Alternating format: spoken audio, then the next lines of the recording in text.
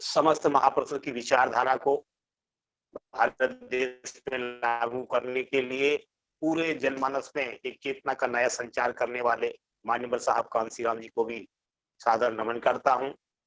राष्ट्रीय बौद्ध महासभा के संस्थापक अध्यक्ष मान्यवर धर्म प्रकाश भारती जी, उपाध्यक्ष प्रसाद जी, कार्यकारी अध्यक्ष माननीय मास्टर बादल सिंह बौद्ध साहब, राष्ट्रीय आचार्य माननीय इंजीनियर किशोर बौद्ध जी, समस्त पदाधिकारीगण, राष्ट्रीय कार्यकारिणी सदस्य और प्रदेश संयोजकगण, जिलाध्यक्ष और वेबिनार में जुड़े समस्त आरबीएम के पदाधिकारी बंधुओं, जैसा कि आपको विदित है, आज शिवाजी महाराज की जयंती के अवसर पर आज की वेबिनार रखी है। तो वेबिनार को प्रारंभ करने के लिए सर्वप्रथम मैं आज की अध्यक्षता कर रहे हैं माननीय शेषराव घागड़े साहब, जो महासचिव हैं, चारों प्रांतों के महाराष्ट्र, गुजरात, दादर नगर हवेली और दमन दीव के प्रभारी भी हैं।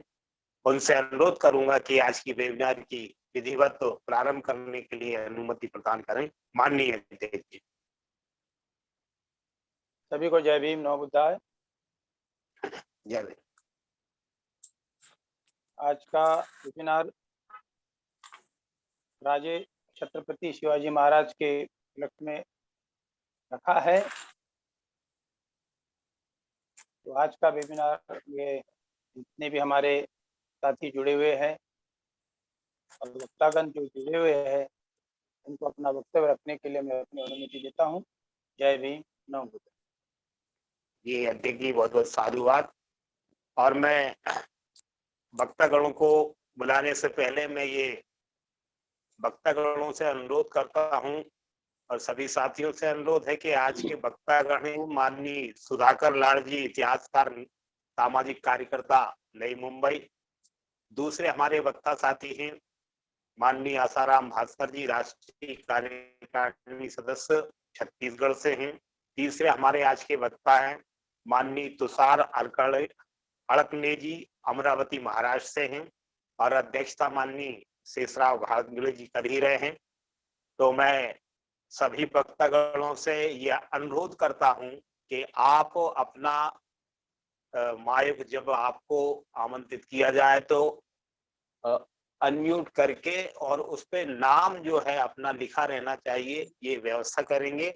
और विधिवत प्रारंभ करने से पूर्व मैं आज के इस शिवाजी जयंती महाराज की वेबिनार को प्रारंभ करने के लिए अपना प्रस्तावना उद्बोधन रखने के लिए माननीय कार्यकारी अध्यक्ष महोदय से अनुरोध करता हूं कि प्रारंभ में आप 2 मिनट का प्रस्तावना उद्बोधन रखें। माननीय कार्यकारी अध्यक्ष साहब, माननीय मास्टर बादल सिंह बौद्ध साहब जी आए और अपनी प्रस्तावना उद्बोधन रखें। जी बहुत बहुत साधुवाद माननीय संचालक जी। शिवाजी राजे, जिन्हें छत्रपति के नाम से जाना जाता है, उनकी जयंती पर आज हम सभी भारत के साथी राष्ट्रीय बौद्ध महासभा के इस जूम वेबिनार में सम्मिलित हुए हैं। आप सभी को बहुत बहुत बधाइयां, साधुवाद। आपने समय निकालकर इस वेबिनार में सुनने के लिए मन बनाया है और अपनी बात आमंत्रित किया गया है। वह साथी छत्रपति शिवाजी महाराज की जो विशेष उपलब्धियां भारत में हैं, उनको रखते हुए अपना वर्णन रखेंगे। मात्र मैं 2 मिनट की विशेष प्रस्तावना के साथ आपका अभिवादन करता हूं। एक पुस्तक है राइट्स ऑफ मैन, ये थॉमस पेन ने लिखी थी और इस किताब को पढ़कर ज्योतिबा फुले साहब ने क्रांति की थी। मैं आपके बीच एक ये बात रखना चाहता हूँ। पुस्तक का नाम है राइट्स ऑफ मैन और उसके लेखक हैं थॉमस पेन। तो इसकी एक मैं छोटी सी लाइन उठाकर प्रस्तावना रखना चाहता हूँ। जी। नई दुनिया पुराने को पुनर्जीवित करती है, ये हिंदी में उसका अर्थ है, मैं इंग्लिश में भी बता देता हूँ। The new world regenerate the old. नई दुनिया पुराने को पुनर्जीवित करती है। The new world regenerate the world. अब इसका संबंध छत्रपति साहूजी महाराज से किस प्रकार है, मैं प्रस्तावना के रूप में रखता हूं। छत्रपति शिवाजी महाराज की समाधि जो रायगढ़ में बनी हुई थी, महात्मा फुले लिखती हैं कि जब मैं पुणे आया और शिवाजी छत्रपति की समाधि के दर्शन हेतु रायगढ़ गया। समाधि कहाँ है खोज करने में 2-3 दिन चलता रहा, लेकिन बड़ी मुश्किल से वहां जाने के लिए खराब एवं अन्य जंगली बेल आदि को कुल्हाड़ी से तोड़ते हुए रास्ता बनाना मेरे को पड़ा। शिवाजी का जन्म उत्सव धूमधाम से करना है, इसलिए मैंने समाधि के ऊपर का सब कचरा झाड़कर एवं पोंछकर साफ किया। समाधि पर फूल चढ़ाए, परंतु वह हकीकत ग्राम पंडित को पता लगी तो वह ऊपर आया और कहा, अरे कुलद्रोही, शिवाजी के पत्थर को भगवान बनाया। मैं ग्राम जोशी होते हुए दक्षिणा सीधा देना का तो दूर है, मेरा बड़ा अपमान है। ऐसा बोलकर उसने लातों से समाधि के ऊपर के पुष्प फेंक दिए। अरे कुलद्रोही, तेरा शिवाजी क्या भगवान था? इसलिए इसकी पूजा की है, शूद्रों का राजा था और इसकी मुंज भी नहीं हुई थी। ये मराठी का शब्द है मुंज। मुंज का मतलब होता है उपनयन, यज्ञोपवीत करना।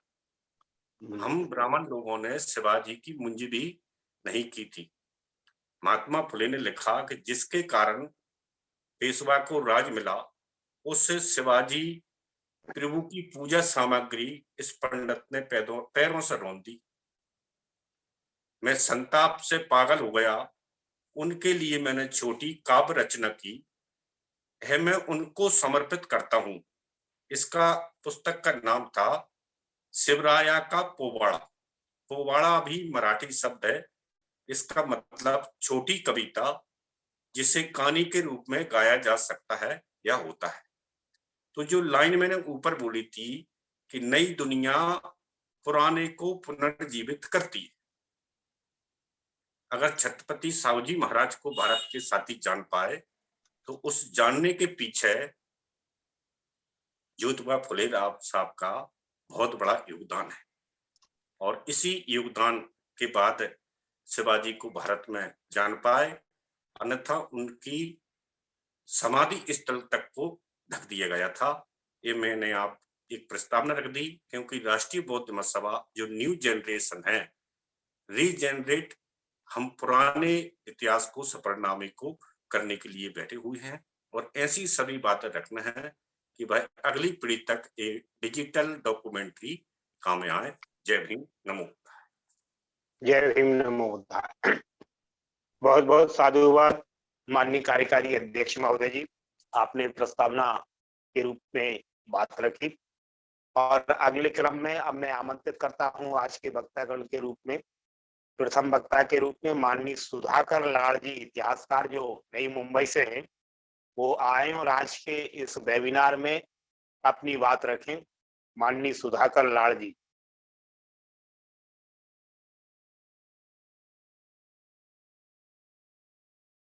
जुड़े हैं क्या सर? नाम तो सुन ही हो रहा है। यदि कोई दूसरी आईडी से जुड़े हों तो हैंड रेस कर दीजिए। माननीय सुधाकर लाड़ साहब।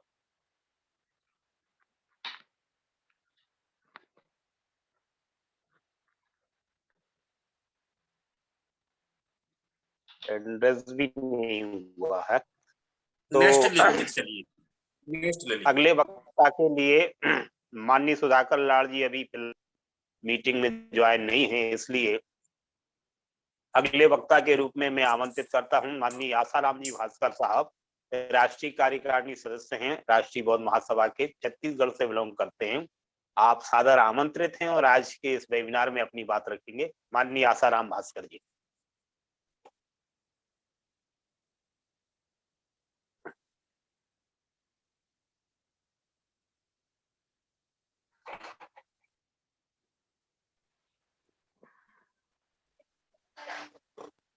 आसाराम भास्कर जी माननीय जुड़े हों तो कृपया अपने माइक को अनम्यूट करके अपनी बात रखें। और अगले वक्ता रहेंगे माननीय तुषार अड़कने जी, अमरावती महाराष्ट्र से। आप तैयार रहें। उपस्थित हैं उनको पहले लीजिए। जी अड़कने जी उपस्थित हैं, उनको ले लीजिए नंबर 1 पर। जी जी जी। तो मैं अगले क्रम में आमंत्रित करता हूं माननीय तुषार अड़कने जी, अमरावती महाराष्ट्र से हैं। आप आए और आज के इस वेबिनार में विषय को फोकस करते हुए अपनी बात रखेंगे। माननीय तुषार अड़कने जी।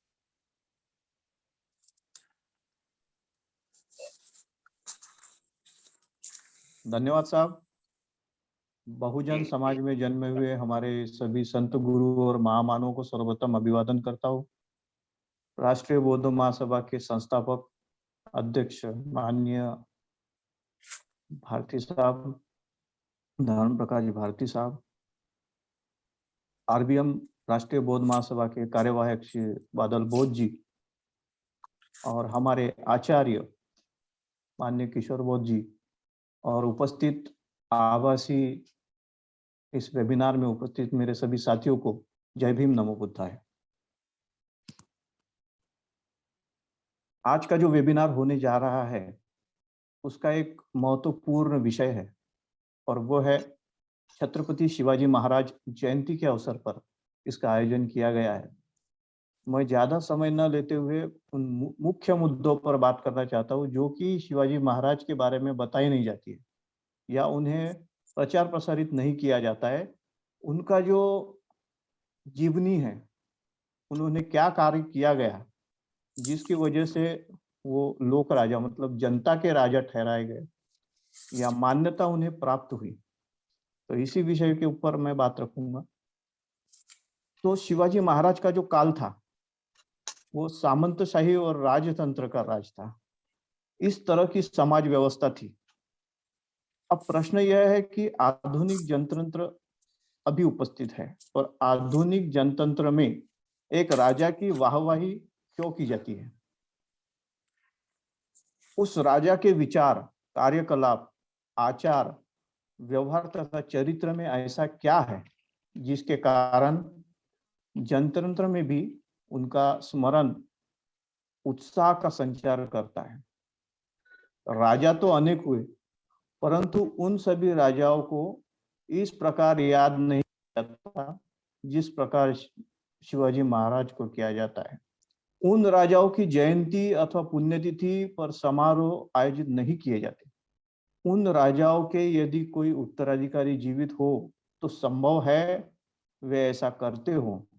अपवाद स्वरूप किसी राज्य के, किसी प्रदेश के कुछ निवासी ऐसा करते हो, परंतु शिवाजी महाराज की जयंती जितने विस्तृत क्षेत्र में और जितने अधिक धूमधाम से तथा जिस उत्साह, आशा और जोश के साथ मनाई जाती है, वैसी अन्य किसी राजा की नहीं मनाई जाती।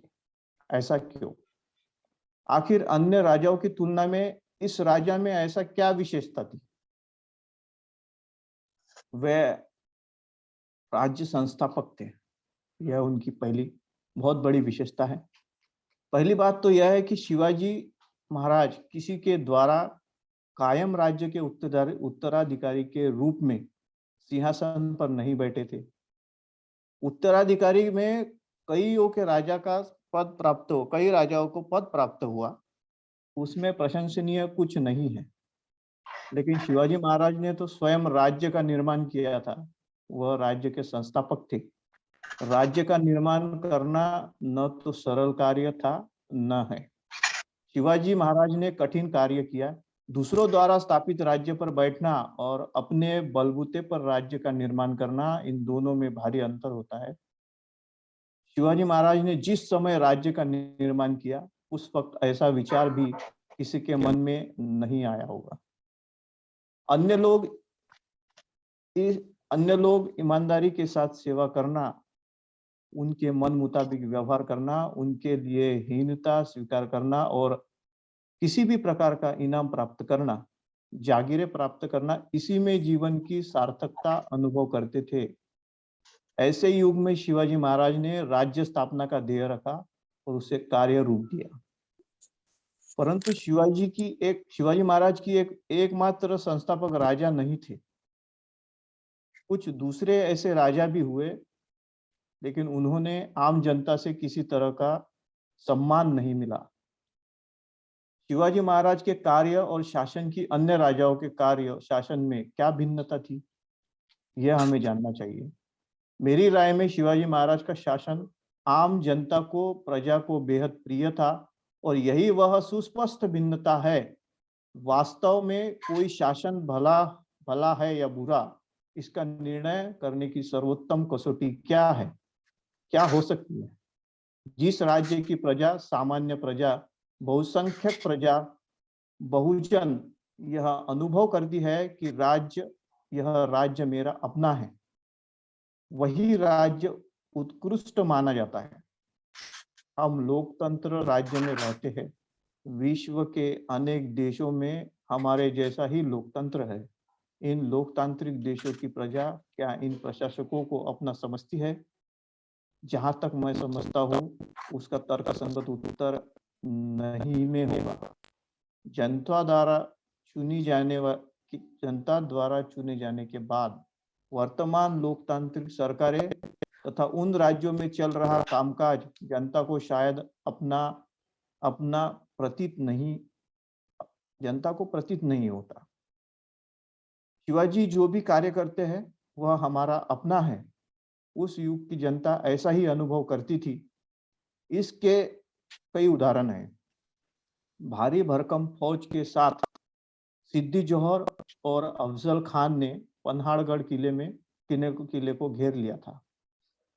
महीनों गुजर गए परंतु घेराबंदी में ढील नहीं आई। सिद्दी हिलाल के सहयोग से नेताजी पालकर द्वारा घेराबंदी पर किया हुआ हमला नाकाम हुआ। छत्रपति के सेना नायकों को हार मानकर भाग जाना पड़ा। अपने पुत्र की रक्षा के लिए गया हुआ ईमानदार सिद्दी हिलाल शत्रुओं के हत्थे चढ़ गया। बंदी में जकड़े गए राजा शिवाजी को छुटकारा पाने को कोई रास्ता नहीं मिल रहा था। ऐसी स्थिति में घेराबंदी में हल्की सी दरार ढूंढकर चुपचाप विशालगढ़ की निकल जाने की योजना बनाई गई थी। इस योजना का एक हिस्सा था किसी को नकली शिवाजी बनाना। पालकी में बैठा हुआ नकली शिवाजी शत्रु के हत्थे चढ़ गया और जब सिद्दी जोहर और उसके साथी असलियत जान पाते तब तक शिवाजी महाराज दूर निकल जाने का मौका मिल गया। नकली शिवाजी बना था एक सामान्य गरीब शिवानाई। इस शिवानायक को पता था कि वह पकड़ लिया जाएगा। पकड़े जाने पर मौत निश्चित थी, तो भी वह जोखिम उठाने को तैयार हुआ। वह पकड़ा गया और हंसते हंसते शत्रु की तलवार का शिकार बन गया। जानते बूझते मौत को गले लगाने वाला नहीं, किसी जागीर के लालच में नहीं गया था। शिवाजी को बचाने के लिए खुद उनकी जगह बैठने की जिद, और यही उसका संकल्प था। इसके लिए वह अपनी जान देने को भी तैयार हो गया था। शिवाजी को हर हाल में जीवित रहना चाहिए, क्योंकि वे जो कुछ कर रहे हैं वह हमारा कार्य है और वे समस्त प्रजा के लिए कर रहे हैं। शिवानाई का यह अडिग विश्वास था। ऐसा विश्वास अपने राजा में होना यह दर्शाता है कि शिवाजी महाराज का प्रशासन उस समय अपने एक सिपाही के अंदर कितना विश्वासपूर्ण कार्य था। ऐसा विश्वास रखने वाला शिवा नाइक अकेला नहीं था साथियों। पन्हाड़गढ़ की घेराबंदी में महाराज निकल भागे थे। सिद्दी जोहर चौकन्ना हो गया और तेजी से उनका पीछा शुरू किया। विशालगढ़ पहुंचने से पहले ही वह उन्हें घर दर दबोचता तो उनकी खैर नहीं थी, परंतु रास्ते में घोड़ा दर्रा था, एक जगह का नाम है घोड़ा दर्रा, और वह घोड़ा दर्रा रोक कर मुट्ठी भर साथियों के साथ, मतलब जिन्हें मावले कहा जाता था, शिवाजी महाराज के जो लड़ाकू सैनिक थे उन्हें मावले कहा जाता था, बाजी प्रभु वहां पर डटे हुए थे। दर्रे में जीवनाहुति देने के लिए वह और उसके साथी तैयार थे ताकि महाराज को विशालगढ़ पहुंचने का अवसर मिल जाए। अंत में हुआ भी वही, बाजी प्रभु मारा गया। कई और साथी अपने जान से हाथ धो बैठे। बाजू प्रभु और मुट्ठी भर साथी क्यों लड़े, यह एक प्रश्न यहाँ पर उपस्थित होता है। वही भावना थी साथियों, हम मर जाए तो भी गम नहीं, परंतु प्रारंभ हुए कार्य को पूरा करने के लिए शिवाजी को जीवित रहना ही चाहिए। वह कार्य ऐसा था कि उसके लिए हंसते हंसते आत्म बलिदान किया जा सकता था, ऐसा उनका अटूट विश्वास था। शिवाजी महाराज ने जो भावना जनता में जागृत की थी वह अन्य राजाओं के लिए संभव नहीं थी। दूसरे राजाओं के लिए अपनी जान देने वाले नहीं थे, ऐसा नहीं था। उस समय दूसरे राजा भी थे, वह भी, उनके लिए भी कोई जान देने वाला नहीं था, ऐसा नहीं था। फिर भी युद्धों में बहुत से लोग काल कवलित हो गए, परंतु उनका युद्ध करना अधिकांश था वीरता दिखाकर जागीरों और इनाम प्राप्त करने के लिए था, इसी उदात्त कार्य हेतु नहीं था। विशेष महत्वपूर्ण बात यह है कि शिवाजी के ध्येय में लड़ाकू सैनिक तो हिस्सेदार थे ही, साथ ही सामान्य प्रजा भी हर तरह सहयोगी थी। जब राजा के कार्य में प्रजा मन से हिस्सा लेती है तब वह कार्य सफल होता ही है। सच कहा जाए तो वह कार्य राजा का नहीं अपितु प्रजा का ही होता है, इसीलिए सफल होता है। अपने शासन काल में शिवाजी महाराज ने अपने सभी सहयोगियों, फौजियों और प्रजा में यह भावना भर सके और बलिदान के लिए उन्हें तैयार कर सके, यही उनकी शिवाजी महाराज की विशेषता है। यह निर्विवाद है कि शिवाजी महाराज के सहयोगी और उनकी प्रजा शिवाजी महाराज के कार्य में तन मन धन से हाथ बटाती थी। शिवाजी महाराज की प्रजा उनके कार्य शासन को अपना समझती थी, इसमें शक की कोई गुंजाइश नहीं।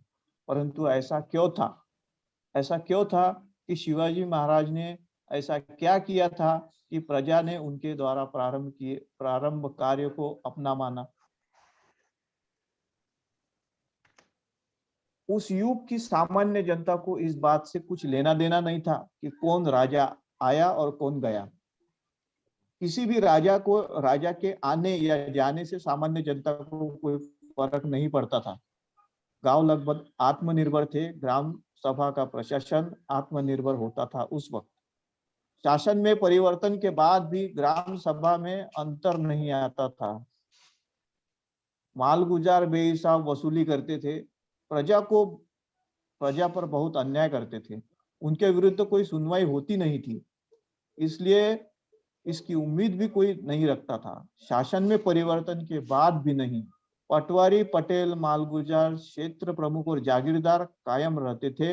वे तुरंत अपनी निष्ठा बदल देते। जिसकी विजय होती उसका शासन रहता, उसी के प्रति वे निजी ठेकेदारियों को सलामत रखते, प्रजा पर अत्याचार करते, वसूलियां करते थे, राजा का हिस्सा पहुंचा देते थे। जब तक प्रजा पर जोर जबरदस्ती होती रही तब तक प्रजा से वसूल किया जाता था और ये रुपयों के रूप में से और संपत्ति के रूप में से वसूल किया जाता था और राजा तक उसका हिस्सा पहुंचा दिया जाता था। राजा को पहुंचा दिया जाता था और कितना पहुंचा जाता इससे आम आदमी को कोई सरोकार नहीं था। प्रजा की राय थी कि सभी राजा लुटेरे या लुटेरों के सरदार होते हैं, अतः वह राजा राजा के बीच अंतर नहीं करती थी। यह प्रजा का उस समय का अपना दृष्टिकोण था। राजा और प्रजा के बीच संबंध नहीं था। राजा के कार्य से प्रजा के जीवन पर कोई अंतर नहीं पड़ता था। शासकीय परिवर्तन हुआ तो भी पुरानी शासन पद्धति ही कायम रहती थी और प्रजा से लूट खसोट जारी रहती। मालगुजार प्रजा पर अत्याचार करता, उन्हें लूटता, तो भी राजा लापरवाह रहता। जब तक मालगुजार राजा को वसूली देता रहता, तब तक तो प्रजा के साथ उसके व्यवहार से राजा को कोई मतलब ही नहीं रहता था। शिवाजी महाराज का शासन कायम होते ही तुरंत परिवर्तन होने लगे। अब शिवाजी महाराज ने जब शासन पद्धति लागू की तो उन्होंने क्या क्या किया।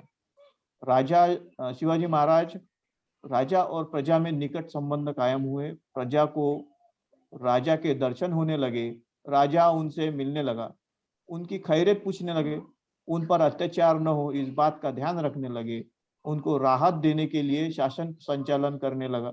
जागीरदार प्रदेश प्रमुख मालगुजार पटेल पटवारियों की बेलगाम हरकतों पर अंकुश लगाने लगे।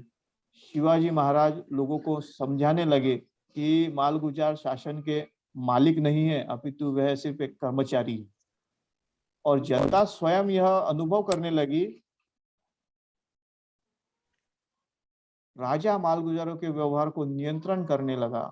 उनके आचरण में संबंध में नियम बनाए गए। आचरण के संबंधी शिवाजी महाराज ने कुछ नियम बनाए थे। यदि मालगुजार राजा के नियम का दुर्व्यवहार करे, विरुद्ध व्यवहार करे, प्रजा पर जुल्म और अत्याचार करे, तो उसके विरुद्ध फरियाद करने की जनता में हिम्मत पैदा हुई। ऐसा शिवाजी महाराज के शासनकाल में हुआ। जनता से मिलने वाली शिकायतों की जांच पड़ताल होने लगी और अत्याचारी मालगुजारों को कठोर सजाएं मिलने लगी। शिवाजी महाराज प्रजा के लिए यह सब कुछ, शिवाजी महाराज के शासनकाल में प्रजा के लिए यह सब जो चीजें हो रही थी, ये सब कुछ नया नया था। वह अंतर महसूस करने लगे और राजा के कार्य को देखने समझने का दृष्टिकोण बदल रहा था। राजा और राज्य के कार्य के प्रति वह अपनापन अनुभव करने लगी थी। प्रजा के दुख दर्द को समझने वाला यह छत्रपति शिवाजी महाराज का शासन था। मनमर्जी की वसूली समाप्त कर जमीनों का नापजोख लिया जाने लगा। अकाल में लगान माफ कर दिया जाता था। पैदावार ही नहीं होती तो कृषक देना कहां से होगा प्रजा से। तो ऐसे समय शिवाजी महाराज का व्यवहार इसके विपरीत अकाल में किसानों को सहायता दी जाती थी। मतलब कि उनसे उस वक्त किसी प्रकार का कृषक मतलब कि कर रुपयों के रूप में नहीं लिया जाता था, बल्कि उन्हें सहायता दी जाती थी। ऐसी परंपरा चली आ रही थी कि महलों के मुअल्गे और गांवों के मुखिया, पंडित, पुजारी, पटवारी, खातेदार, मिरासी, जमींदार आदि होते, उनके अधिकार क्षेत्र में महल और गांव आते थे और प्रजा से लगान वसूल उनके जिम्मे रहती थी। शासकीय अधिकारी प्रजा से सीधे सीधे वसूली प्राप्त नहीं करते थे। इसकी पूरी जिम्मेदारी मुखियाओं आदि तथा जमींदारों पर रहती थी। फलस्वरूप समस्त प्रजा इन मिरासियों के कब्जे में थी। प्रजा से वे मनमर्जी का महसूल चपट लेते। यदि किसी गांव के प्रशासकीय मतलब बकाया रुपए अगर 200 रुपए बकाया होते तो उनसे 2000 रुपए वसूली किए जाते थे। इस प्रकार प्रजा के साथ में दुर्व्यवहार किया जाता था। ऐसे में शिवाजी महाराज ने इन सब पर रोक लगाई और अपने शासन पद्धति में अपने रूल लागू किए। जो भी पैदावार होती थी, प्रजा जो भी पैदावार करती थी, उसका 5वां भाग जो है कृषक का 5वां भाग जो है वो सरकार को दे दिया जाने लगा करार के रूप में। अनाज या नकद रुपयों में दी जा सकती थी ये कृषक। ठेकेदारों और जमींदारों की मनमानी पर महाराज ने रोक लगा दी थी, जिसके चलते जनता अभी खुश होती थी। भूतपूर्व जमींदार और मिरासी प्रजा को बिल्कुल परेशान न करे, इसलिए उन्होंने पूर्व शासन में जितना मिलता था उसी के अनुपात में वेतन तय कर दिया था और उतना ही वेतन उन्हें दिया जाता था, ताकि वो प्रजा को परेशान ना करे और किसी प्रकार की वसूली ना करे। सरकारी आय का यह निश्चित अंश उन्हें किसी प्रकार की जिम्मेदारी सिर पर न होते हुए पर भी दिया जाता था। इसके लिए उन्हें प्रतिवर्ष स्वीकृति प्राप्त करनी पड़ती थी।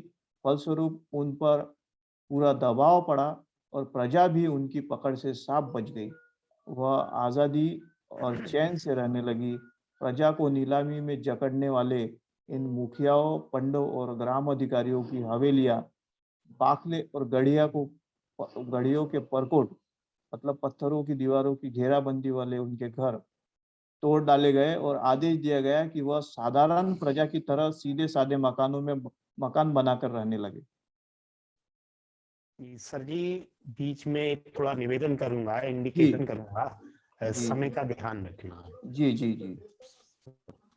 शिवाजी महाराज का हम एक और रूप में आपको बताना चाहता हूँ कि शिवाजी महाराज और महिलाओं के बीच में किस तरह से एक प्रतिष्ठा उनके बीच में थी। शिवाजी महाराज के युग में सामंतशाही के पूरे दौर में महिलाओं की प्रतिष्ठा और विशेषकर गरीबों की महिलाओं की इज्जत का कोई मूल्य नहीं था। राजे रजवाड़े और राजकुमारियों की बात जाने दीजिए। सरकार, वतनदार, जमींदार, मुखिया, पटेल आदि का यह दृष्टिकोण था कि गरीबों की बहु बेटियां उनकी उपभोग्य वस्तुएं मात्र है। दिन दहाड़े उनकी इज्जत थी और उनके विरुद्ध कहीं फरियाद की अपेक्षा नहीं थी। ऐसे युग में इस विषय पर शिवाजी महाराज का दृष्टिकोण बिल्कुल ही भिन्न था। एक घटना पे मैं जाना चाहूंगा, बहुत ही शॉर्टकट में बताकर मैं अपनी बात को खत्म करूंगा। सन 1678 में सकुजी गायकवाड़ नाम के सेनापति ने बेलवाड़ी किले को घेर लिया था। उस किले की किलेदार सावित्रीबाई देसाई नाम की एक महिला थी। वह वीरांगना थी। वीरांगना महिला 24 दिन तक लड़ती रही, परंतु अंत में सकुजी ने किले पर विजय प्राप्त की और विजयोन्माद में तथा बदले की भावना से सावित्रीबाई से बलात्कार किया। यह समाचार सुनकर शिवाजी महाराज क्रोधाग्नि में जल उठे। उन्होंने सकुजी गायकवाड़ की आंखें निकलवाकर उसे जीवन भर के लिए कैद खाने में डलवा दिया। अपनी ही सेना के विजयी सेनापति ने शत्रु महिला से बलात्कार किया। इस आधार पर कोई दया माया नहीं दिखाई शिवाजी महाराज ने और सकुजी गायकवाड़ की आंखें निकलवाकर उसे जीवन भर के लिए कैद खाने में डलवा दिया। शिवाजी महाराज मानते थे कि महिलाओं की प्रतिष्ठा बिना किसी भेदभाव के कायम रहनी चाहिए। 21वीं शताब्दी के द्वार पर खड़े भारतीय प्रगतिशील और न्यायप्रिय राज्य महाराष्ट्र में आज भी महिलाओं के साथ बलात्कार हो रहे हैं और उन बलात्कारों को देखने वाले बलात्कारी शरण देने वाले शिवाजी महाराज के नाम का जयगान करते हैं और अपने आप को शिवाजी महाराज का उत्तराधिकारी बताते हैं। सोचिए, यदि आज शिवाजी महाराज होते तो वह उन भक्तों के साथ कैसा व्यवहार करते। समय का अभाव है साथियों, मुझे बताया भी गया है। शिवाजी महाराज के बारे में जो मैंने बात रखी है, मैं सोचता हूँ कि शिवाजी महाराज के बारे में बहुत से व्याख्यान, बहुत से जानकारी बताई जाएंगी, पर जिस तरह से शासन प्रशासन शिवाजी महाराज ने किया, आज भी जरूरत महसूस होती है कि बहुजनों के शासनकाल में हमें किस तरह से हमारे प्रजा को खुश रखना चाहिए, उनके आबादी पर ध्यान देना चाहिए, उनको खुश रखने के लिए क्या क्या करना चाहिए। शिवाजी महाराज का ये जो दृष्टिकोण था, जो व्यवहार तो प्रजा के साथ में था, इसको हमें याद रखकर हमारी पूरी प्रजा को ध्यान में रखकर पूरा शासन प्रशासन चलाना चाहिए और जो कि बहुजनों के हित में हो। ऐसे महाराज को आज के जयंती दिवस पर मैं आप सभी को बहुत बहुत शुभकामनाएं देता हूँ। आभार व्यक्त करता हूँ कि मुझे मौका दिया गया। राष्ट्रीय बौद्ध महासभा और सभी कार्यकर्ता गणों को जय भीम, नमो बुद्धाय। जी, जय भीम, नमो बुद्धाय। साधुवाद, बहुत बहुत साधुवाद। माननीय अड़करे साहब जी, आपने विस्तार पूर्वक शिवाजी महाराज के शासन की जो खूबियां थी उनके संबंध में आपने विस्तार पूर्वक चर्चा की है। और अगले क्रम में मैं आमंत्रित कर रहा हूं उपासिका दीदी उषा बौद्ध जी, जो नागपुर से बिलोंग करती हैं, वो उस वेबिनार में जुड़ी हुई हैं। उनसे मेरा आग्रह है कि वो आए और आज के इस वेबिनार में समय को ध्यान में रखते हुए और विषय को फोकस करते हुए अपनी बात रखेंगी। उपासिका दीदी उषा बौद्ध जी, नागपुर।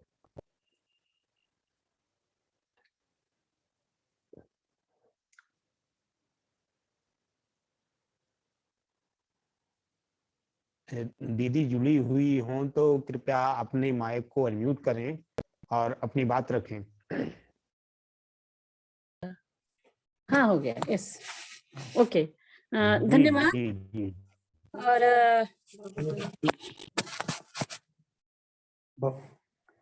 आप सभी को छत्रपति शिवाजी महाराज की जयंती के उपलक्ष्य में मैं मेरे परिवार की ओर से और जिस संगठन के माध्यम से मैं काम करती हूँ उस संगठन की ओर से बहुत बहुत बधाइयाँ एवं मंगल कामना देते हुए विषमतावादी व्यवस्था को नष्ट करने के लिए जिन्होंने इस देश में सर्वप्रथम क्रांति की, ऐसे क्रांति पुरुष तथागत सम्यक संबुद्ध देवानाम प्रिय सम्राट अशोक राजे सामाजिक क्रांति के अग्रदूत राष्ट्रपिता महात्मा ज्योतिराव जी फुले, विद्या की अलौकिक ज्योति राष्ट्रमाता सावित्रीबाई फुले के राजे छत्रपति शिवाजी महाराज, आरक्षण के जनक राजश्री छत्रपति शाहू जी महाराज, इस आधुनिक भारत के निर्माता, बहुजन समाज के उद्धारकर्ता, भारतीय संविधान के शिल्पी, राष्ट्र निर्माता बोधिसत्व परम पूज्य डॉक्टर बाबा साहब अम्बेडकर, महान त्यागी आई साहेब रमाबाई अम्बेडकर, जिन जिन संत महामानवों ने इस देश में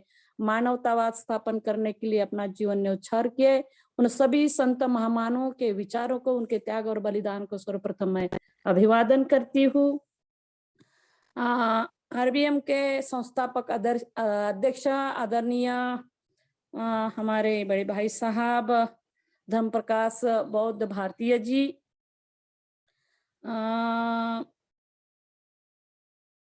और आरबीएम के आचार्य हमारे बड़े भाई साहब आदरणीय किशोर बौद्ध जी, और आज के कार्यक्रम के कार्यकारी अध्यक्ष बादल सिंह बौद्ध जी, और बहुत ही सुचारू ढंग से यह सूत्र संचालन कर रहे, सॉरी मुझे नाम याद नहीं है, तो आप भी, और जिन्होंने अभी अभी अपना वक्तव्य रखा वे अड़कने जी, और सभी इस वेबिनार को अपने अपने राज्य से, अपने अपने घरों से जो लोग जुड़े हैं, आरबीएम के सभी पदाधिकारी, सभी कार्यकर्ता, इन सभी मेरा नमो बुद्धाय, जय भीम।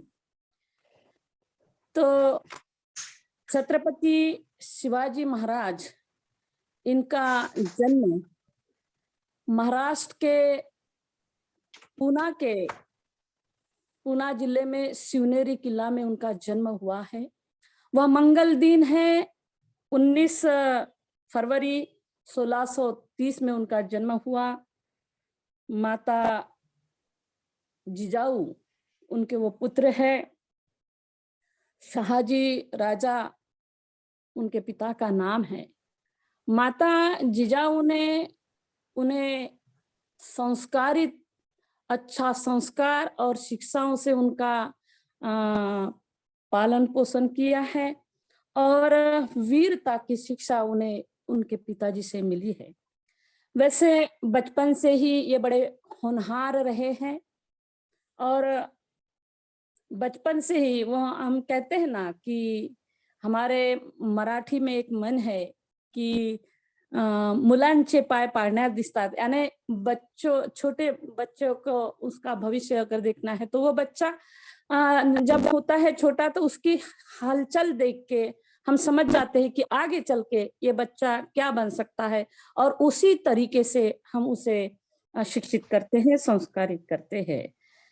शिवाजी महाराज के बारे में अभी हमारे भाई साहब ने बहुत सारी बातें बताई है, लेकिन छत्रपति शिवाजी महाराज की जयंती जो भारतवर्ष में हम 19 फरवरी को मनाते हैं, तो वह जयंती किस प्रकार मनाते हैं और किस प्रकार मनाना चाहिए, और इसके ऊपर भी, यानी छत्रपति शिवाजी महाराज की जयंती हमारे देश में 2 बार मनाई जाती है, और वहाँ 2 बार क्यों मनाते हैं, इसके पीछे का जो कारण है वो भी मैं यहाँ रखना चाहूंगी।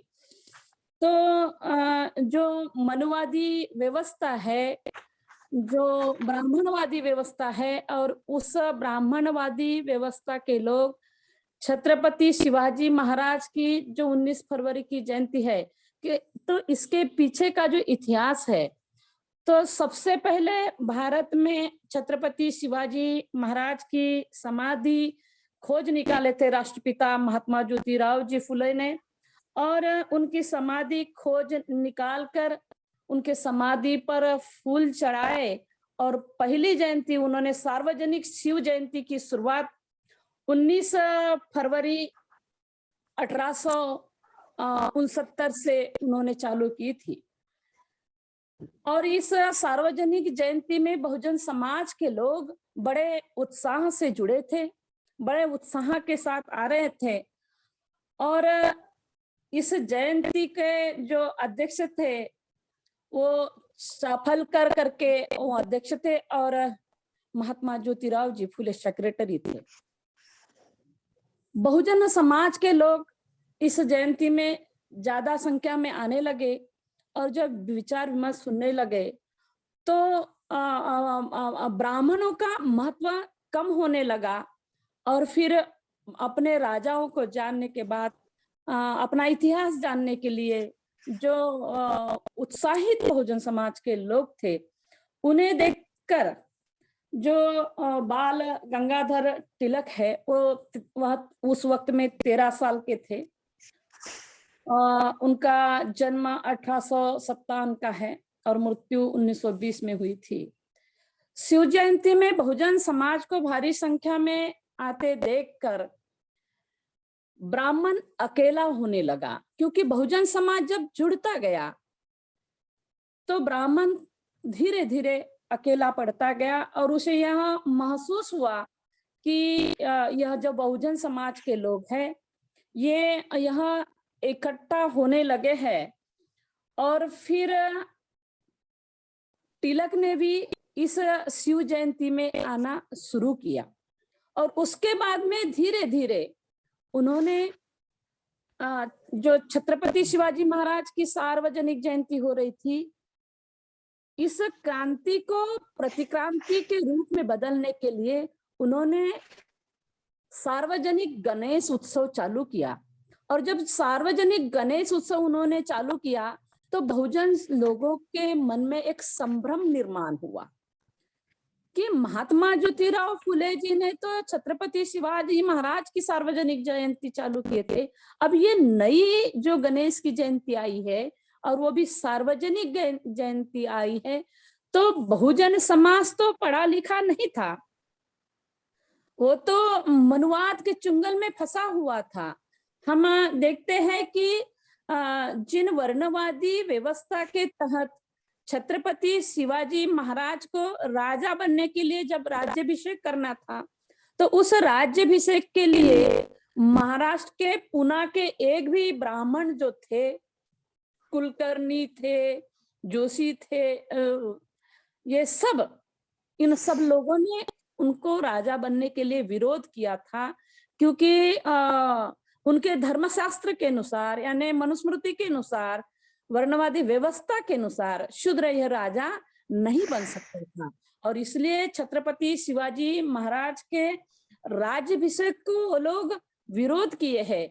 बड़े मुश्किल से काशी से गागा भट्ट को बुलाया जाता है, और काशी से गागा भट्ट जब आता है और उनका जो राज्याभिषेक करता है, तो उस राज्याभिषेक में उन्होंने यानी अपने पैरों के यानी बाएं पैर के अंगूठे से उन्हें तिलक लगाया, ऐसा बताया जाता है। और यहाँ जो महाराज का जो अपमान उनकी माता सह नहीं पाई और राज्याभिषेक होने के बाद में 10 दिन के बाद में वो अपना प्राण त्याग देती है। हम देखते हैं कि इसी प्रकार क्रांति और प्रतिक्रांति हावी होती रहती है। शिवाजी महाराज यहाँ 19 फरवरी को ही, शिवाजी महाराज की जयंती 19 फरवरी को ही हमने क्यों मनाना चाहिए? तो इसलिए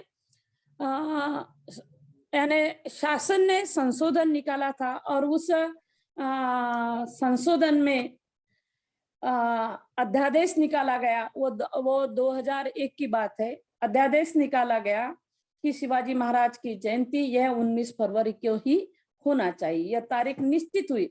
उसके बाद नया वाद यानी सामने आया, यानी मनुधार्जनी के जो ब्राह्मणवादी मंडली थी, इन जैसे बाबा साहब पुरंदरे है, काल निर्णय वाले जयंत सालगांवकर है, निनाद बेड़कर है, ऐसी कई मंडली है जिसमें शामिल है कि वहां कहने लगे कि शिवाजी महाराज की जयंती यह अंग्रेजी कैलेंडर के अनुसार नहीं तो तिथि के अनुसार होना चाहिए। और तिथि के अनुसार यानी वैदिक ब्राह्मण तिथि के अनुसार जयंती की तारीख जो होती है वह हमेशा तिथि के अनुसार अगर देखेंगे तो वहां हमेशा बदलते रहते हैं। जैसे कि 2000 में हम देखेंगे तो शिवाजी महाराज की जयंती वहां 23 मई को आती है। 2001 में देखते हैं तिथि के अनुसार तो 12 मार्च को आती है। 2002 में देखते हैं तो 13 मार्च को आती है। 2003 में अगर देखते हैं तो 20 मार्च को, 2004 में 9 मार्च को, 2005 में 28 मार्च को। यानी कि तिथि के अनुसार यदि जयंती मनाना है तो हमेशा वह तारीख, हर साल तारीख बदलते रहेगी। लेकिन अगर तारीख के अनुसार अगर हम जयंती मनाएंगे तो वह हर साल एक ही माह में और एक ही तारीख को आएंगी। यानी जैसे कि अब 19 फरवरी को, तो हर साल 19 फरवरी अंग्रेजी कैलेंडर के अनुसार आएंगे। लेकिन ये ब्राह्मणवादी लोग, ये मनुवादी लोग क्यों छत्रपति शिवाजी महाराज, जिन लोगों ने छत्रपति शिवाजी महाराज के जीवित रहते हुए उनके राज्याभिषेक को विरोध किया, और वही लोग आज उनकी जयंती मनाने के लिए अंग्रेजी कैलेंडर नहीं तो इनकी जो वैदिक ब्राह्मणी काल निर्गणना है उसके अनुसार क्यों मनाना चाहते थे? इसके पीछे का अगर हम कारण देखते हैं तो वह चाहते हैं कि हर साल उसी दिन मनाएंगे तो बहुजन समाज जागरूक हो जाएगा। उनके राजा के कर्तव्य के प्रति अगर वो जागरूक हो गया तो ब्राह्मणी व्यवस्था जो है, मनुवादी व्यवस्था जो है, उसे वो उखाड़ फेंक सकता है। ये डर इनके मन में हमेशा रहता है। वो जताते तो नहीं, वो दिखाते तो नहीं, लेकिन वो डर रहता है उनके मन में। और इसलिए ये अल्पसंख्यक होने के बावजूद भी बहुसंख्यक कैसा बने, वह बहुसंख्यक कैसा बने, इसकी पूरी तैयारी में वह लगे हुए रहते हैं। और हम लोग जो बहुजन हैं वो हम अल्पसंख्यक बनते जा रहे हैं, हम अल्पसंख्यक होते जा रहे हैं, हम बहुजन हैं ये मानने ही नहीं कर रहे हैं। तो वैदिक ब्राह्मणों ने इतने अच्छे तरीके से हमारे मन मस्तिष्क को गुलाम बना के रखा है कि हम नई सोच नहीं पैदा कर सकते, हम नई सोच नहीं निर्माण कर सकते। और इसलिए महात्मा ज्योतिराव फुले जी ने 19 फरवरी ये अंग्रेजी कैलेंडर के अनुसार उन्होंने ये किया। वैदिक ब्राह्मणी कालगणना, यह कालगणना 2 प्रकार की है। एक विक्रम संवत व शालिवाहन शक ऐसी। इसमें भी बड़ी मजे की बात यह है कि भारत में ही बहुत बदल के उदाहरण है। विक्रम संवत के वर्ष की शुरुआत जो होती है बंगाल और अनेक राज्य में वो चैत्र शुक्ल से होती है। और जैसे कि अलग राज्य में चैत्र शुक्ल को होती है और गुजरात और राजस्थान में आषाढ़ शुद्ध पूर्णिमा को होती है। तो इस तरीके से इनका यानी जो भी हम देखेंगे तो अलग राज्य में अलग तरीके से, तो अगर काल गणना के अनुसार अगर मनाया जाएगा तो अलग अलग राज्य में अलग अलग तरीके से मनाए जाएंगे, लेकिन पूरे भारतवर्ष में छत्रपति शिवाजी महाराज की जयंती यानी हमारे महापुरुषों की जयंती, हमारा महापुरुषों का इतिहास, जब हम इतिहास जानेंगे तो नया इतिहास रच पाएंगे। तो छत्रपति शिवाजी महाराज के बारे में बताने में के लिए तो बहुत कुछ है, लेकिन आज हम उन्हें क्यों मानते हैं? क्योंकि वो महिलाओं के प्रति भी, हमारे वो अलकने भाई साहब ने भी बताया कि महिलाओं के प्रति उनमें उनका बड़ा सम्मान था। एक यानी जैसे कि उनके ही वो व्यक्ति ने जब एक महिला की छेड़छाड़ की तो उसको वो सजा सुनाते नहीं तो तत्काल तुरंत उसे सजा भी देते, उनके हाथ पैर तोड़ देते हैं। तो ऐसे राजा थे। किसानों के प्रति भी उनकी भूमिका बड़ी स्पष्ट थी।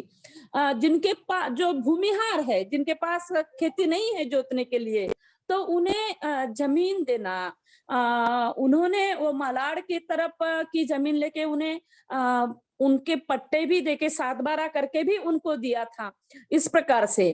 और किसान जो फसल उगाते थे उस अनाज को सही भाव देके उसको बाजार पेट निर्माण करके देना, इस तरह की राज्य व्यवस्था छत्रपति शिवाजी महाराज के जमाने में थी। महिलाओं को भी बड़ा सम्मान था।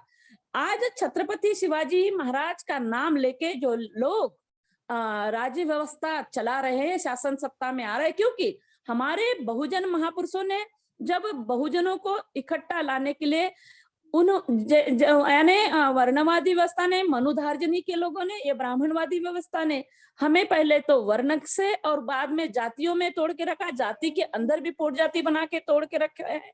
लेकिन हमारे महापुरुषों ने हमें जैसे जैसे जागरूक किया और जैसा जैसा बहुजन समाज जागरूक होते रहता है, वैसे वैसे मनुधार्जनी वाले लोग कुछ ना कुछ करते। नाम छत्रपति शिवाजी महाराज का लेते हैं, लेकिन आज भी धर्म के नाम से हमें लड़ाते रहते हैं।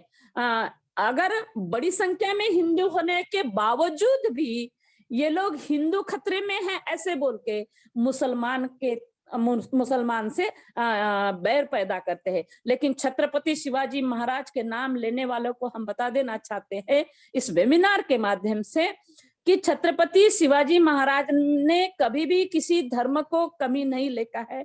उन्होंने जहां मंदिर बनाए तो उसी के बाजू में आप जितने भी गढ़ किले देखोगे तो उसी के बाजू में मुसलमान लोगों को भी नमाज पढ़ने के लिए, मुसलमान भाइयों को भी नमाज पढ़ने के लिए उन्होंने उनकी भी धर्म की व्यवस्था करके रखी है। शिवाजी महाराज इतना आदर करते थे महिलाओं को, वो कहते हैं कि मेरी माँ यदि सुंदर होती तो मैं भी ऐसा ही सुंदर होता, क्योंकि उस जमाने में सरंजाम छाई थी और महिलाओं को नचाया जाता था। ये बातें शिवाजी महाराज को कतई पसंद नहीं थी। समय के नजाकत को देखते हुए बोलना तो मैं भी चाहती थी, उनका इतिहास रखना चाहती थी, लेकिन फिर कभी अगर समय मिला तो हम जरूर इस पर बात करेंगे। लेकिन इतना है कि जितने भी किले उन्होंने जीते हैं, जितने भी गढ़ उन्होंने जीते हैं, तो ना कभी उन्होंने कर्मकांड किया है, ना सत्यनारायण की पूजा की है, ना किसी गणेश का मंदिर बनाए है। मेरे बहुजन समाज के लोगों, जो छत्रपति शिवाजी महाराज के अपने आप को वंशज मान रहे हो, तो सही मायने में उनके वारिसदार कैसे होना चाहिए। जैसे हमें जिनसे वारसान अधिकार मिला है, अगर वो कर्मकांड या कोई सत्यनारायण की पूजा नहीं करते थे या किसी गाय बकरियों की मुर्गे की बलि नहीं देते थे, तो हम क्यों अपने काम के लिए, उन्होंने कभी किसी तिथि को नहीं देखा है, कोई पंचांग नहीं देखा है, कोई भविष्य नहीं देखा है, क्योंकि उन्हें अपने कर्तव्य के ऊपर और अपने भुजाओं के ऊपर उन्हें पूरा विश्वास था, उनकी निष्ठा थी और सत्य के ऊपर निष्ठा थी। क्योंकि तुकाराम महाराज को वो अपना गुरु मानते थे और तुकाराम महाराज को जिस प्रकार गुरु मानते थे प्रकार एक मुस्लिम यानी औलिया थे याकूब करके, उनको भी वो उतने ही सम्मान से देखते थे। तो इस प्रकार शिवाजी महाराज की जीवन शैली रही है। उन्होंने कभी विरोध नहीं किया है, लेकिन हाँ, विरोध पाखंडवाद का किया है, विरोध ब्राह्मणवाद का किया है, विरोध विषमता का किया है, और जो भोली भाली जनता को लुभाना चाहते थे, महिलाओं के ऊपर अत्याचार करने का चाहते थे, इनका भी विरोध उन्होंने किया है। आपने मुझे जो समय दिया, मैं बहुत बहुत आभार व्यक्त करती हूँ और अपने वाणी को विराम करती हूँ। धन्यवाद। नमो बुद्धाय। जय भीम, जय भारत। नमो बुद्धाय, जय भीम, जय भारत। बहुत बहुत साधुवाद दीदी उपासिका उषा बौद्ध जी, आपने अच्छे ढंग से बात रखी है। और मैं अगले क्रम में पुनः आमंत्रित करूंगा जो हमारे पूर्व के वक्तागण थे, माननीय सुधाकर लाड़ जी यदि जुड़े हुए तो कृपया आए और अपनी बात रखें, और 2-2 मिनट में अपनी बात रखेंगे, क्योंकि समय वेबिनार का मात्र 1 घंटे का रहता है और वो 1 घंटे का समय पूरा हो चुका है। फिर भी यदि आप जुड़े हैं तो कृपया आपसे आग्रह है कि आप अपनी बात रखें, और यदि ये नहीं जुड़े हैं तो एक और हमारे साथी वक्तागण माननीय आसाराम भास्कर जी जो छत्तीसगढ़ से हैं, उनसे आग्रह करूंगा कि आप अपने माइक को अनम्यूट करें और अपनी बात रखें यदि जुड़े हुए तो। मुझे लगता है कि दोनों ही वक्तागण वेबिनार में ज्वाइन नहीं है, इसलिए मैं वेबिनार को आगे बढ़ाते हुए आज की अध्यक्षता कर रहे माननीय शेषराव घांगड़े जी महासचिव और राष्ट्रीय बौद्ध महासभा प्रभारी महाराष्ट्र, गुजरात, दादर नगर हवेली और दमनदीप, आपसे आग्रह करता हूं कि आज के इस वेबिनार में अपना अध्यक्षीय प्रबोधन प्रस्तुत करें। माननीय शेषराव घांगड़े जी महाराष्ट्र से।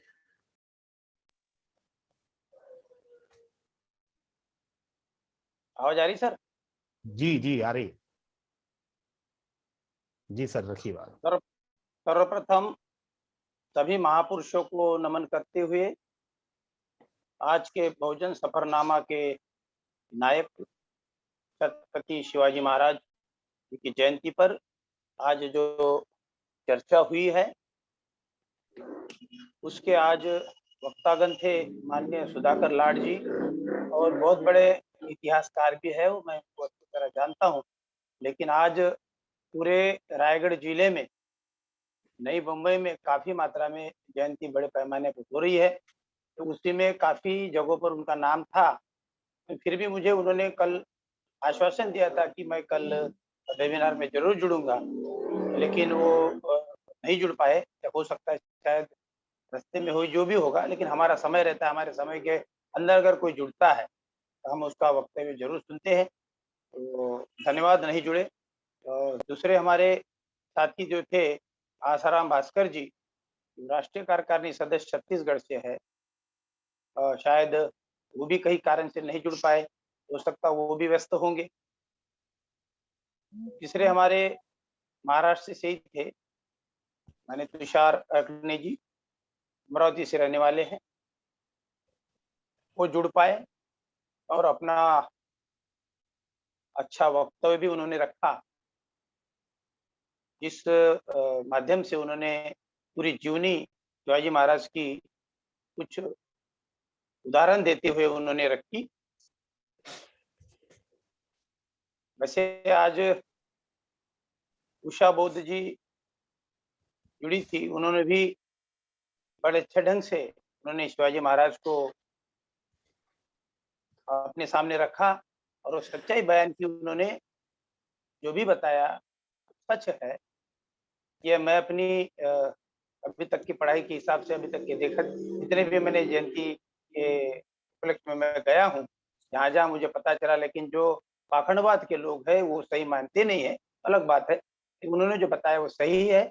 और उससे पूर्व हमारे कार्यवाहक अध्यक्ष जी, उन्होंने इस बात को दोहराया जो कि महात्मा ज्योतिराव फूले जी ने, वो रायगढ़ में जिस जिले में मैं रहता हूँ, उस रायगढ़ को मैं देख भी चुका हूँ कई बार। तो उस रायगढ़ में महात्मा ज्योतिराव फूले जी ने वो समाधि को देखने के लिए उन्होंने इतिहास तो पढ़ लिया था कि छत्रपति शिवाजी महाराज ऐसे ऐसे है, तो उनको बड़ी जिज्ञासा हुई और वो रायगढ़ में बड़े कठिनाई के सफर में वो वहाँ चले गए। वो जो उन्होंने बताया हमारे कार्याध्यक्ष जी ने, बादल सिंह भोज जी ने, वो सही बात है। और वो वहाँ वो अभी उनको तो छुपाया गया था पूरी तरह, घास फूस सब उसके ऊपर था। उन्होंने वो निकाला, धोया, उसके ऊपर फूल चढ़ाए और वही महाड़ के पंडितों ने जाके उनको अड़काया और बताया कि ये इसकी तू समाधि बाहर निकाले जिसको हमने छुपा दिया था। तो उसके फूल वूल सब फेंक दिए। वो बात सही है। इसकी बात, इसकी भनक बाबा साहब को भी लगी। जब उनका समय आया तो बाबा साहब ने सर्वप्रथम वो रायगढ़ में ही पहले प्रणाम करके फिर अपने आंदोलन की शुरुआत की थी। इतिहास में है। जैसे महात्मा ज्योतिराव फुले जी ने जिस तरह वो समाधि को बाहर निकाला और उस पहली जयंती उन्होंने पुणे में बड़े सार्वजनिक जयंती बड़े पैमाने पर मनाई थी, इसी तरह उसका फिर बदला लेना बाबा साहब ने बाद में उसी महाड़ में, वहां पे पानी का जो अपना आंदोलन हुआ था, 14 तले का आंदोलन, उसी रायगढ़ जिले में हुआ था, महाड़ में। उसी महाड़ के बाजू में वो रायगढ़ है। तो बाबा साहब वहां जाके नमन करके शिवाजी महाराज को आए और बताया कि मैं महाराज, मैं आपके अपमान का बदला जरूर लूंगा। उन्हीं लोगों से जो पाखंडवाद के पुरस्कर्ता थे, उनका जवाब उन्होंने उसी ढंग से वहां महाड़ में वो 14 तड़े के आंदोलन के समय उन्होंने अपना बदला ले लिया महाराज का। तो हमारे आज ये सारी बातें हमारे दोनों वक्ताओं ने बड़ी ढंग से बताई है। मैं उनका आभार व्यक्त करता हूँ।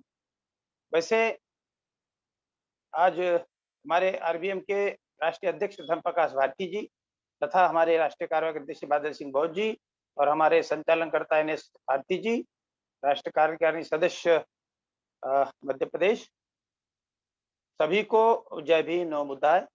आज के वक्ताओं ने अपना वक्तव्य जो रखा उसके बारे में थोड़ी टिप्पणी मैंने की और अभी मैं आपको थोड़ा सा छत्रपति शिवाजी महाराज के बारे में 2-3 पहलुओं पर थोड़ी सी बात रखूंगा और अपना वक्तव्य समाप्त कर दूं, क्योंकि काफी समय हो चुका है। हमारे वक्ताओं ने समय का ध्यान शायद बोलते बोलते नहीं रखा।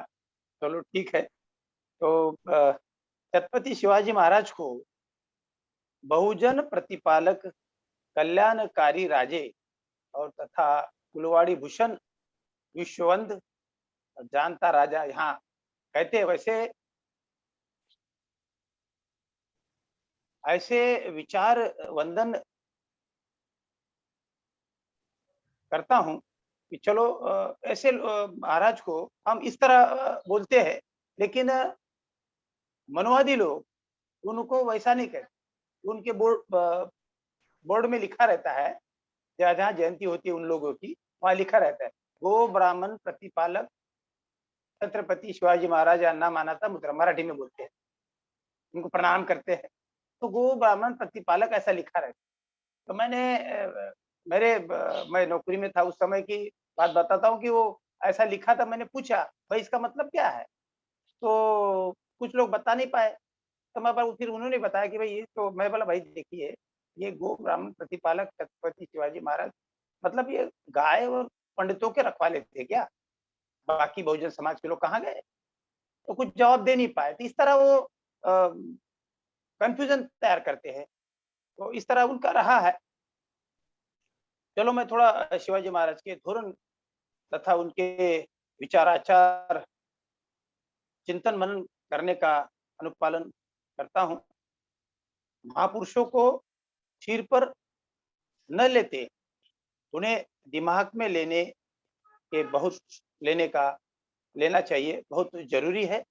उन्होंने जितने भी किले, मेरे ख्याल से नियर अबाउट 395 किले जीतने के बाद भी एक भी किले के ऊपर जितने उन्होंने अपने राजकाल में, उनके कार्यकाल में उन्हें 395 किले जीते थे। उस एक भी किले पर और उसके महल में कभी किसी प्रकार की वास्तु शांति या फिर सत्यनारायण की पूजा जैसे अभी उषा बोस जी ने बताया नहीं की। वह एक प्रकार की विज्ञानवादी ही राजे थे। वहाँ उनके राज्यों में जो जिसको हम मावले कहते हैं, 12 बलूचीदार और 18 पगड़ जाति के मतलब अलग-अलग जातियों के लोग अपने स्वराज्य में उन्होंने महाराज ने स्थान देकर एक जाति निरपेक्ष और धर्म निरपेक्ष समाज की व्यवस्था निर्माण उसी समय की। ऐसे शिवाजी महाराज निधर्मी राजे भी थे। उन्हें जब आगरा के दरबार में आखिरी के लेन में खड़े करने की वजह से उन्होंने दरबार को ही त्याग दिया। वैसे स्वाभिमानी राजा छत्रपति शिवाजी महाराज थे। उनके सच्चे विचारों पर चलने वाला कोई भी इंसान जिंदगी भर किसी की गुलामी कर ही नहीं सकता। उनके बारे में सिर्फ कहा जाता है कि वो मतलब ऐसे 2-3 बातें ऐसे कहते हैं कि अफजल खान का वो उन्होंने वध किया, जैसे उनका पुतला बाहर निकाला था, या तो फिर शाइस्ते खान की उंगलियां छाट दी थी, या तो आगरा से कैसे वो वहां से चकमा देकर भाग गए थे। वो उनकी बातें सब अभी हमारी उषा बोस जी ने बताई है। लेकिन मुझे लगता है छत्रपति शिवाजी महाराज को उनके गुणों से समझना बहुत जरूरी है। जैसे अपने माँ साहब को सती जाने से उन्होंने रोका नहीं। शायद अपने इतिहास को सारे लोगों ने टटोला होगा, तो उसमें एक बात अपने सामने आती है कि उनके अपने माँ साहब को सती जाने से पहले उन्होंने रोका। पहला काम उन्होंने किया अपने राज्य में। और सामाजिक क्रांति की जो मिसाल थी उन्होंने अपने सामने दी।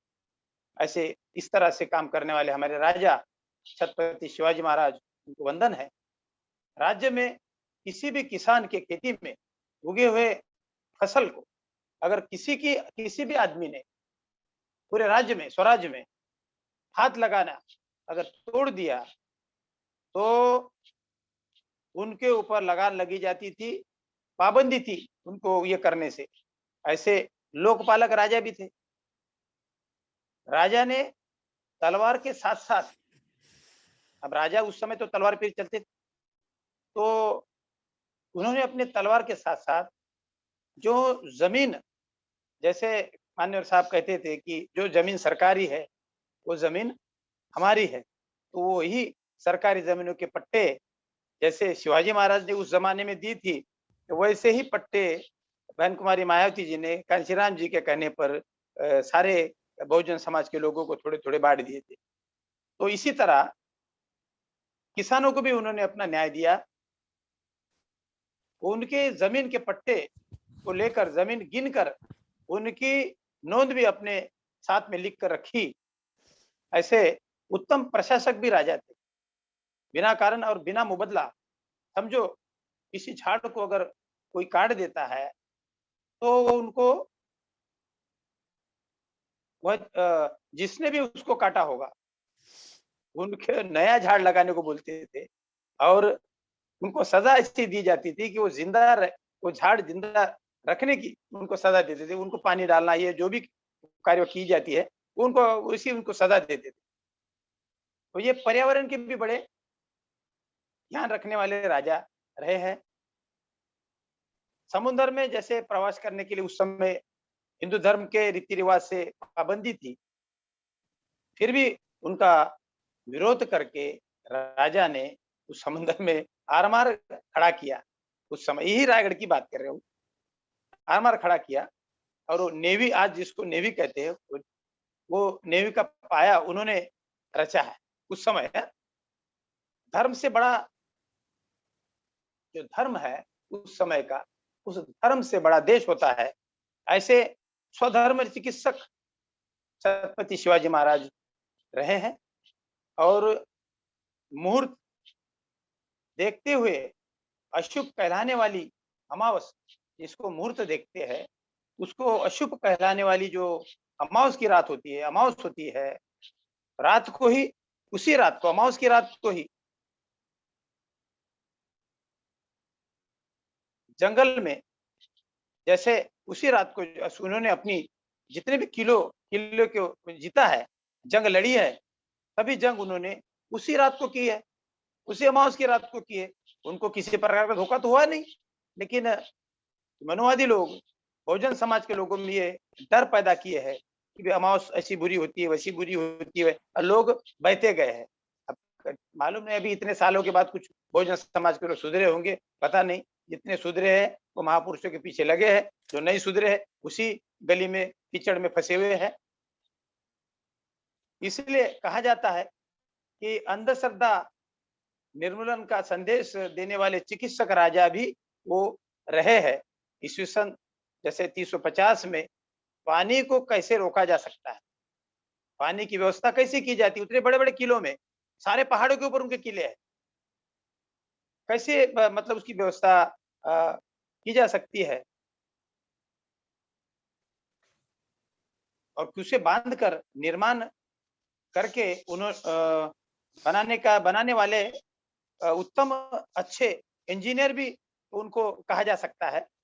तथा जो परस्त्री, जब ये भी उषा बोध जी ने बताया, परस्त्री को मां समान मानकर महिलाओं को सम्मान देने वाले मातृभक्त नारी रक्षक छत्रपति शिवाजी महाराज ये लोक राजे भी थे। जैसे कल्याण की बहू जो शिवाजी महाराज के पास किसी पंडित ने लाए थे, उनका नाम भी इतिहास में नहीं लिया जाता है, उनको भोजन के नाम पर ठोक दिया जाता है।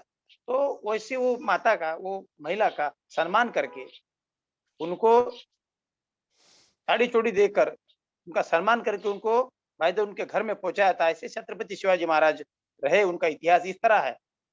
उसी को शिवराज और स्वराज कहा जाता है। इस तरह का शिवराज और स्वराज छत्रपति शिवाजी महाराज ने स्थापन किया था। आज अगर शिवाजी महाराज होते तो स्वराज की ये हालत देखकर बड़े दुखी होते।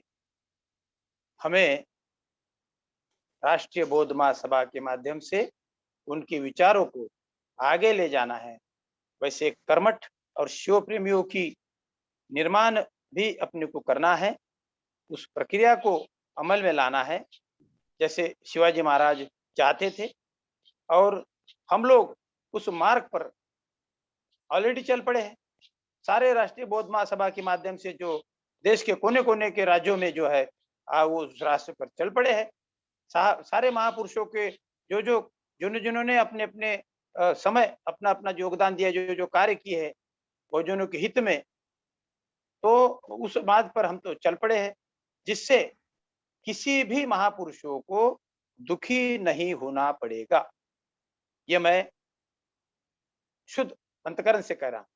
सारे राज्यों में यह प्रक्रिया बड़े पैमाने पर शुरू है और निरंतर शुरू रहेगी, यह मैं आपको आश्वासन देता हूं।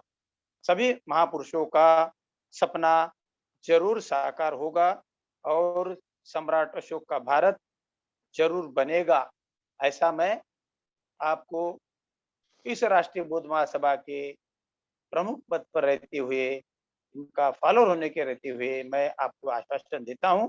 और सभी हमारे साथी इसी तरह काम कर रहे हैं, इसलिए कर रहे हैं कि भी सम्राट अशोक का भारत सारे महापुरुषों को सम्मान निरंतर देते रहेंगे अपने जीवन में इस तरह का काम, और वो सम्राट अशोक का भारत बनाने का काम जरूर करेंगे।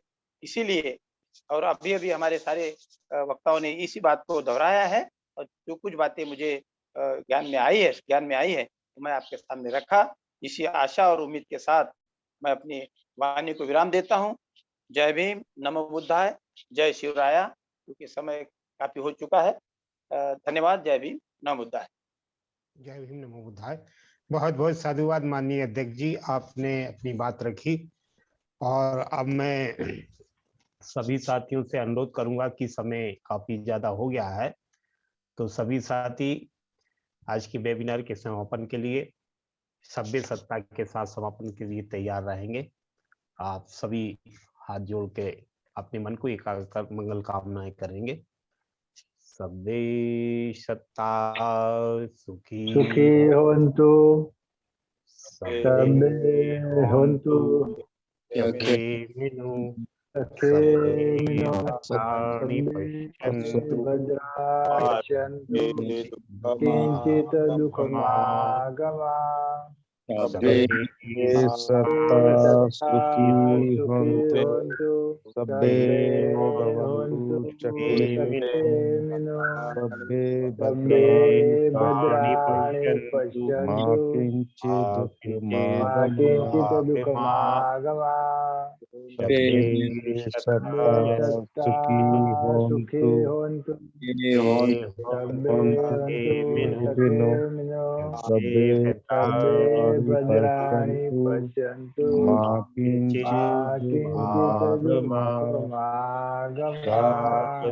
साधु साधु नमामि नमामि शंखं नमामि। जय भीम नमो बुद्धाय। जय भीम नमो जय भीम बुद्धाय। नमो बुद्धाय। और एक सूचना के साथ में आज की वेबिनार समाप्त की घोषणा की जाती है कि कल 20 फरवरी को शाम को 7 बजे मध्य प्रदेश प्रांत की सांची के कार्यक्रम को लेकर एक समीक्षा बैठक है, इसी जूम ऐप पर इसी आयोजित होगी। सभी साथी मध्य प्रदेश के जो साथी हैं खासकर उसमें जुड़ने का कष्ट करेंगे।